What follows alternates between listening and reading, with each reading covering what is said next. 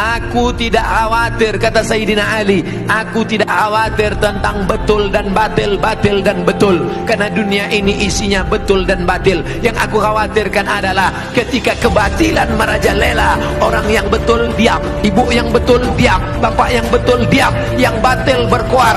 Akhirnya yang batil merasa betul, orang yang betul diam 1000 bahasa. As-sakitu anil haq syaitan akhras. Orang yang betul tapi diam melihat kebenaran diinjak-injak, dia adalah syaitan akhras, setan bisu.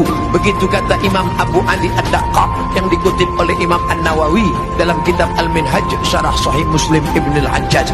Maka bersuaralah saudaraku, anak-anak muda, lawan kemungkaran ini.